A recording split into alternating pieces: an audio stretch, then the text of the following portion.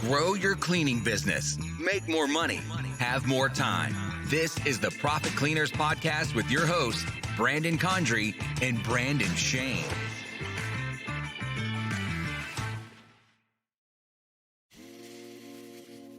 Hey everybody, welcome back to another episode of the Profit Cleaners. You are in the house, in the place to be learning from the top 1% of cleaning business owners from around the world so you can level up and win in this industry. So welcome to the show today, guys. Thank you so much for your time and being here. We're really excited to dive in. I have myself here. I'm the host, Brandon Shane, and I've got my co-host joining me. Allow myself to introduce myself. Brandon Condry, that's me, the co-host. That's right. And together we are the Profit Cleaners, and you guys are the Profit Cleaners because you're coming on this journey with us. We are all going to be winning together, making a lot more money, having a lot more time, really winning the game of success, health, wealth, love, and happiness, making more, your business more of a business, so you're not just having a job, but having also an amazing business that creates a lifestyle for you so you can be happy. That's what we focus on a lot of these episodes, guys. And today we're going to be actually talking about how to tell the difference between a raving fan cheerleader customer versus a problem customer. So an episode that might pique your interest, so stay tuned and we'll give you guys some valuable insight today. But I guess, Brandon, the best way to start this episode out would be, let's tell them a story about one of our very first customers who is still to this day one of our biggest raving fan cheerleaders, and it could have been a really bad scenario, but I do think we should clarify raving fan. Okay. Raving fan, when you say that, it makes me sound like they're just super excited that you're there all the time. But that's not what we're talking about. We're talking about you've got a customer who complains a lot, who maybe is a little bit more needy than other customers, and you're trying to walk this fine line of, okay, is this one worth saving? Do we go above and beyond customer service-wise for this customer to turn them into the raving fan cheerleader? Right. Or is it not worth the time and we should cut them loose and fire a client? Yeah. I remember never wanting to fire clients because we needed all that money, but at some point you got to reconcile that you've got a niche. You're trying to hit an ideal customer. You have an avatar you're shooting for. Yep. Don't stray from it. That's when you get into trouble. Yeah. I think that's a big temptation, actually. It's a good point, Brandon. Like a lot of times in the beginning or any business, you almost want to like just take whatever you can get, right? And it's just like, anybody that wants to pay me money, anyone that has a pulse, like I'll clean your house. Yeah. You want me to clean your gutters? I'll totally do it. I'll get on a ladder and do it. Like, no. That's not what we do. Yeah. And you don't want to do that because you're actually diminishing your value when you just work for anyone and just do it for any price. And I'll do your gutters too, and I'll mow your lawn while I'm at it. Like, you don't want to do that, right? You want to focus on the niches. The riches are in the niches, right? But also, like, how do you differentiate these customers, and how do you know which ones are good to go and what to keep, and how do you know which ones you should kick them to the curb and do away with them and say, no way, I'm not going to touch that. Yeah. So we'll tell you the story of our customer. So this is, at this point, she may be our oldest customer. She's been with us since the very first summer we were in business in 2017. So she's been with us for like almost 4.5 years. Yeah. And she's a high net worth individual, big fancy house, lots of fancy furniture in it. Mm-hmm. Even from the beginning, I remember we had to bend the schedule for her right away. So she had big house, small guest house, wants the big house cleaned every other week, wants the guest house cleaned every month. So we had to get creative with doing that, but we made it work.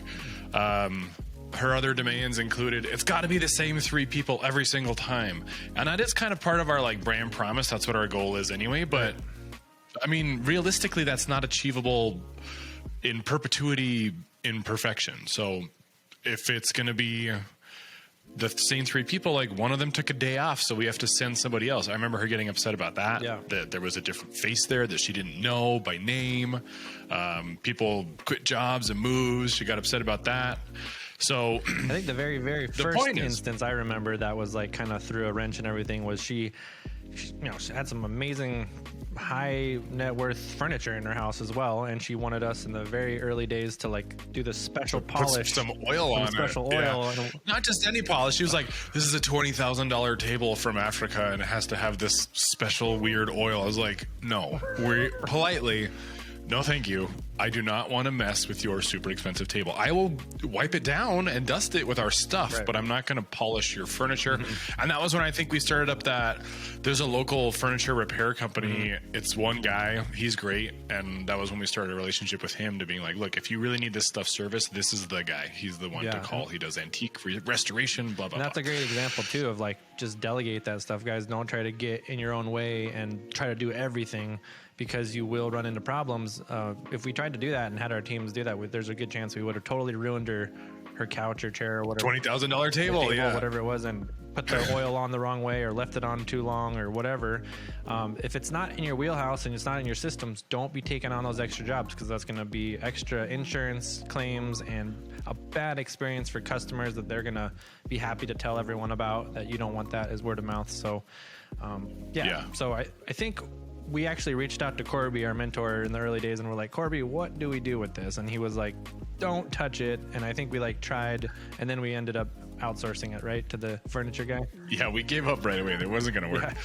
So the point is, she wants to speak to the owner from time to time. In the beginning, it was just you and I. So it was very easy to get one of us on the phone to answer her questions and like finesse the situation. Right. As we've gotten bigger, she's expecting this, one-to-one personal service, which we don't do. I mean, that's not the company we set up. We didn't set up a house cleaning service with high touch, personal service like that. We set up a high throughput cleaning company that has these systems in place to make sure that everything goes very, very smoothly. And if it doesn't, here's the mechanism by which you can tell us. So these are things like fill out this form and we'll get back to you, or send us a text message and we'll get back to you. But she wasn't happy with that. She wanted, instantaneous service, which is just unachievable. I mean, most recently she was wanting to get her parents' house cleaned and wanted an in-person estimate from one of us. And you moved out of state, and I don't do those anymore. And we don't do those as a company, period, because everything changed with COVID and it worked out better for us to do them digitally anyway. It's just a huge time saver. Right. So you had to have a conversation with her to kind of explain things, so you can kind of tell people how that went, how you smoothed that over, because she was very upset that she could not get one of us on the phone.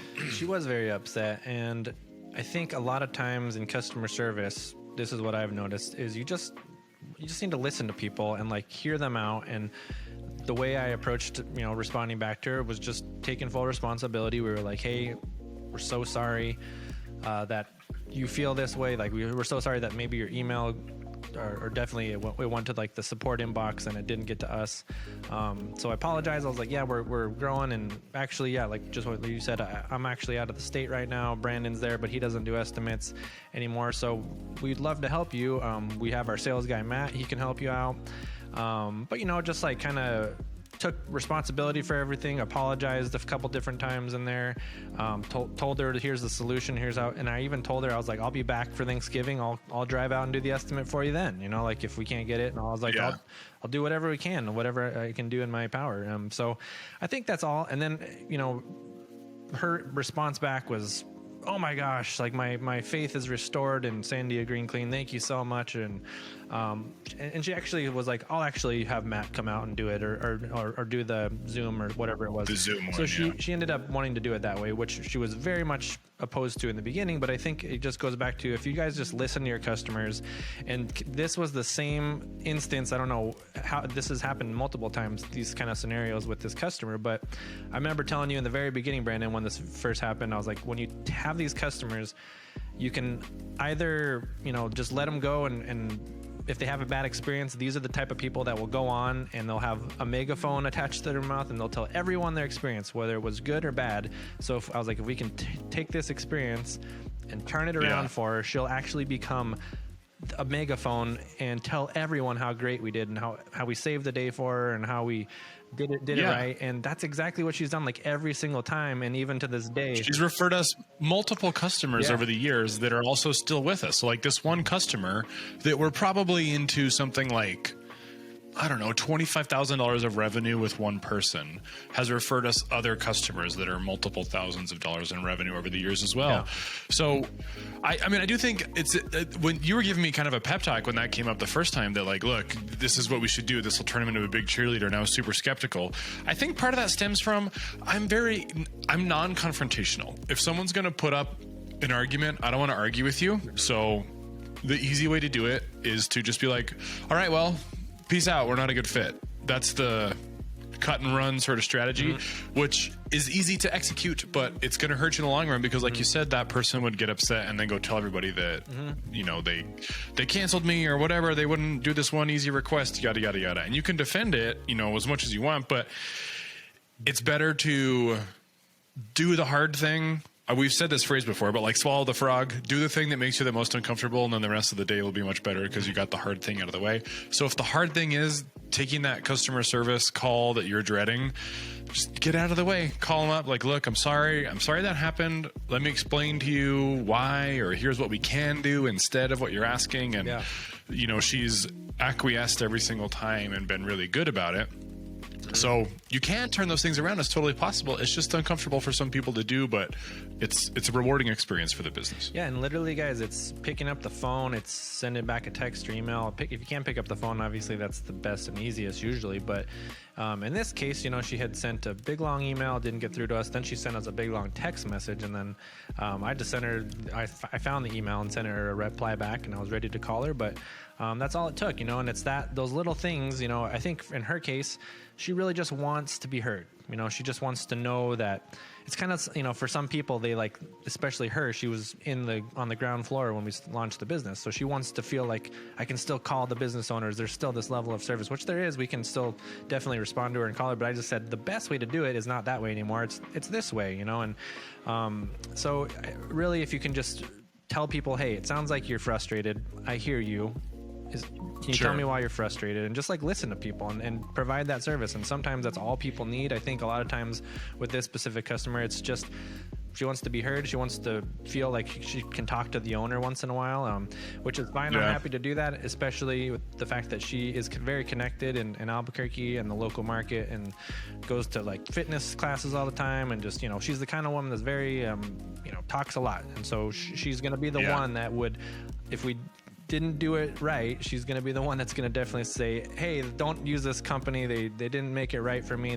She's going to tell everyone. And if you do make it right, granted, you don't want to do this for every customer, but it's like she's the kind of customer that it's like, yeah, she's a little more high maintenance, but it's worth it because she's really not asking us to go above and beyond what we normally do. If we do, like the couch scenario, we're like, hey, we just don't do that, you know, and she appreciated that we were upfront with her.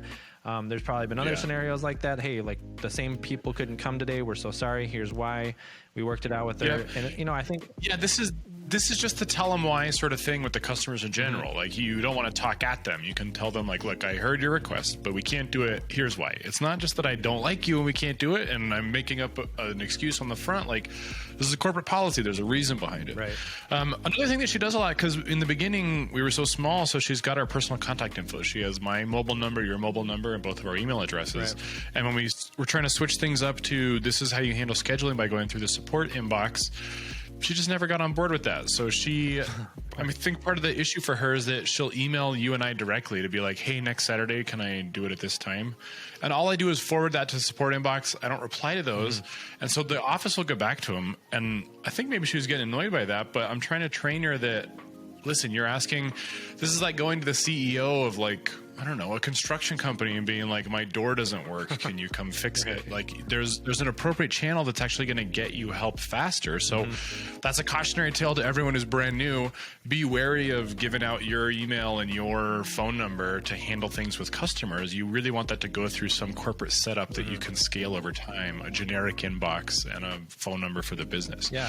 So that's the scenario where you have a customer that is kind of needing a little bit more attention than your average ideal customer, but they end up paying dividends by giving you other people and giving you good reviews and things like that. Yeah. The flip side of that, that's the title of the podcast episode, is when do you have to fire a client? So there's a couple key differences between the scenario we just described and the ones where you're going to get rid of them. Right. So I think some of the red flags for one that is just not a good fit at all are they're going to cancel every time, reschedule every time. They're not okay with your scheduling window, so they just keep skipping on you. That's lost revenue. They complain every time. Every single clean we come out, you paid us to come out there. We did it, and you're going to call me up and take time out of your day to tell me that we didn't dust a corner of the kitchen counter and that you expect more out of us. Like, is it really that big of a deal? Like, I get that we're trying to cover the whole house, but the perfect clean is impossible, and we try to educate the customers on that too. Like, if you go hunting, you'll find something missed every time, but what benefit did you get out of it by calling us up to complain? So if there's a pattern, I mean, our go-to when someone complains like that is like, hey, we'll get someone out there to fix it right away. So we're sending 3 people to redo a room or a kitchen or something. Mm-hmm. That's the luxury customer service side of things that we tell people, but that's also wasted revenue and opportunity cost by having a team go do it. And if that's happening every single time, then you're losing money on every single job. Right. And that story just brought up another story I was thinking of in my head, which was Corby, our mentor up in Denver. He would always tell us the story of one of their clients that did this exact same thing. They complained every single clean to the point where he was just like, hey, we got to part ways. It's not working out, right? And then that same client, a month or I don't know how much longer, maybe they tried some other cleaning companies, but they came back and they were like, please let us come back. Like, and I remember Corby's office staff told him, like, look, we'll bring you back on. We'll put you back on the schedule, but you can't complain. Like, we know your track record that you want to complain every single time. Yeah. And he said it's worked out great. And that customer gets cleaned every 2 weeks, says nothing. Great. I'm really happy. Yeah. And that's also a good point. Like, if you're hitting the customer service marks and doing the cleaning systems correctly, sure, man, they'll quit. Don't take it personally. They'll go find a couple other cleaning companies to mess around with. Mm-hmm. I found someone cheaper. I'm going to go there. Great. Do that. And then you'll find out their customer service is terrible. They are canceling on you. They're going to miss the windows completely because they'll just tell you no. Yeah. And then you'll end up back with us anyway. Yeah. So, you know, we've got growing pains. We're working out systems all the time, trying to tweak things and make it better. But if a customer's going to quit because we're not meeting some crazy high ideal, that's on them. They'll be back eventually. Yeah, and I think what's really interesting is we actually had Claudia and the office team start doing this. They kind of just do it on their own, but they have an idea. Really, obviously, they're the front lines of the customer service. So every day they're hearing these requests come in or complaints. And so they kind of already have an idea of who the problem customers are. And when you look at it, it's really interesting because it's literally, you know, we have thousands of customers, but there's probably 10 of them or a small number of them that are like really loud and complain all the time. And these are the ones we're actually going through. I think the other book that was called Clockwork. The Pareto principle, the 80-20 principle. Right. And so if you can get rid of the customers that are causing 80% of your complaints and messing up your systems, then you've just freed up so much more time for everyone, for your teams, for your staff. Yep. And they're going to be happier too, because that's the worst part of your day is having to deal with those people that are just negative and complaining and you can't make them happy. I mean, that drains you, right? So that's all. I mean, even from the cleaning team side, the complaints affect their bonus, and eventually, if they're a serial complainer, the office will not count it against the team. But you know, you go out, you try your best, and then the first 3 times you get a complaint back every single time. They're not going to look forward to the next time they have to go clean that house. They're going to be anxious that we have to go out there and deal with this customer again. Right. So it's just like a poison pill for everybody. It affects the office staff badly. It affects the cleaning team badly because, you know, they're trying and it's just not good enough. And it just, there's no benefit for that. So that 20-80 principle, I think, does play into it quite a bit, where a bulk of your problems are going to come from a small subset of customers. And if you actually sit down and track these things and look at it, all right, well, all the complaints are coming from houses that are 5,000 square feet or above.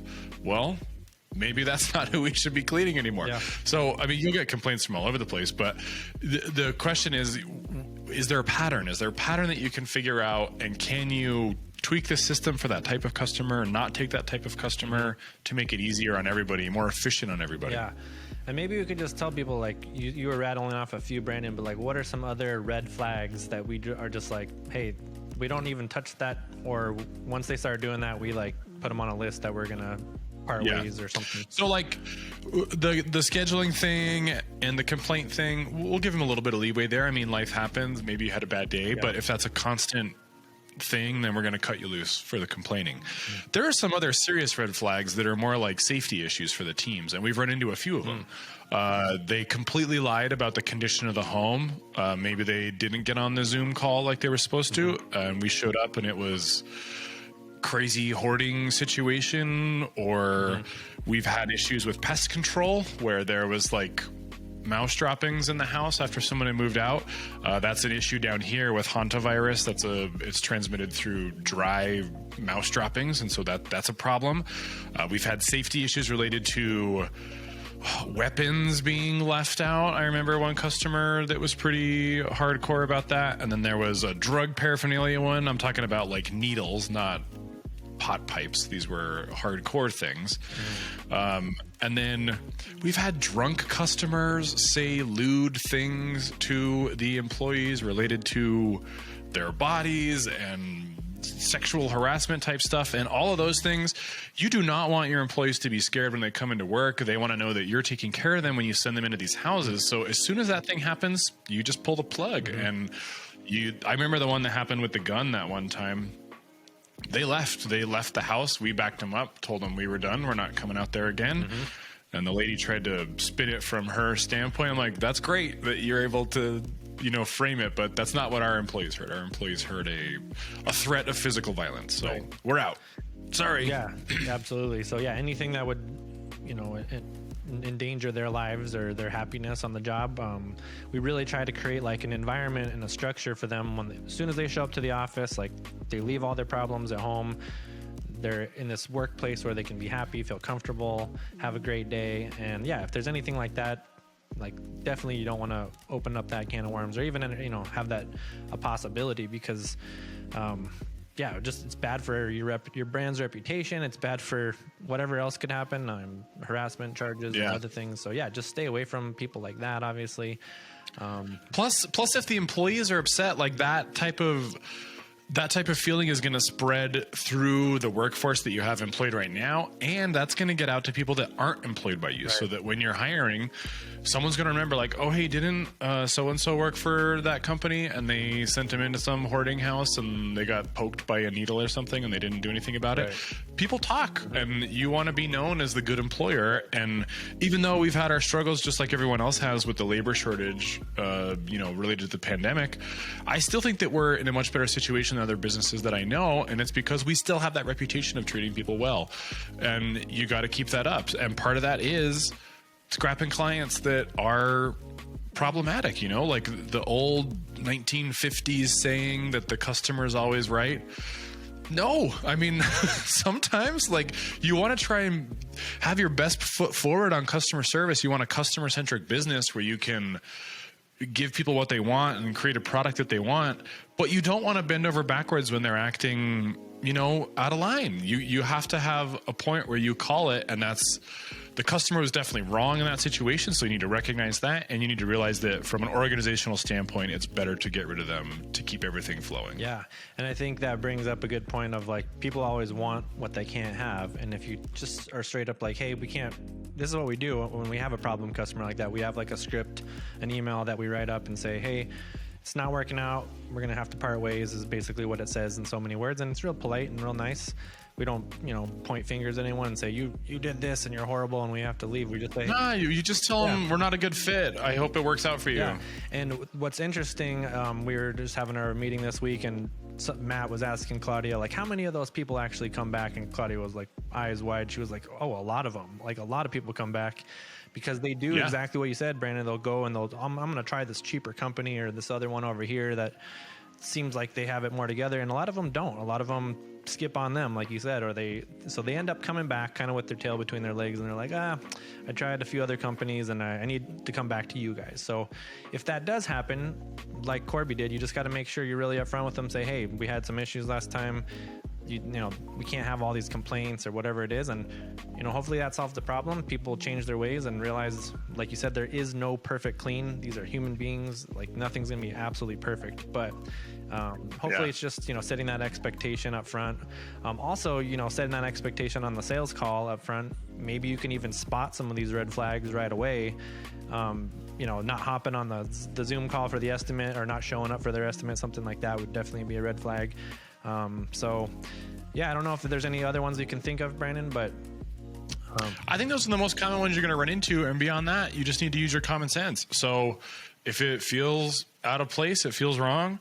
If they tell you something like, I have a safe with, $500,000 worth of antiques or something, and I'd be like, well, I'm not comfortable coming in there if you're telling me that you're worried about it. So yeah, there's situations where we got to photograph high value things for insurance purposes or things like that. Like we can't file an insurance claim that says we broke an original Picasso unless we had documented that there was an original Picasso in the house when we started. So those are just things to be aware of from a liability standpoint for yourself, for the company, for the employees. But yeah, hopefully that helps you guys out as far as recognizing which customers you can convert to being very, very excited that you went above and beyond from a customer service experience and telling other people. Versus the ones that are going to take advantage of that system and try and get free stuff out of you. So yeah, it's kind of like look for the red flags, do your best. Yeah, it's like what we always talk about, Brandon, is finding the gift in the challenge or the struggle. Like you got this challenging customer. Well, what's the gift? Can we find a way to turn it around so that they shout to the rooftops our praises and are one of our best customers and bring in word of mouth leads, which is the best marketing you can get? Is it worth turning that situation around? Maybe we can finagle and finesse it a little bit, or you just let them go and say, hey, this is not going to work. We got to part ways. So that's kind of the recap of that. So if you can turn around, guys, those will be some of your best customers. This customer we've been talking to you about has really brought in a lot of business, and it was all because we just went a little bit out of our way, listened to her, made sure she was heard. And to this day, years and years later, she's still a great customer. She still tells everyone about us. So that's what you really want. That's the goal. And if you can turn those customers around, they will be some of your best raving fans. But otherwise, yeah, don't waste your time. Cut out the 20% that complain all the time, and you guys, your whole business will be a lot more efficient. Everyone will be happier. So yeah, I think that's pretty much it. Yeah, guys. So take that, run with it, keep it clean. Keep it clean. Thanks for joining us today. To get more info, including show notes, updates, trainings, and super cool free stuff, head over to ProfitCleaners.com. And remember, keep it clean.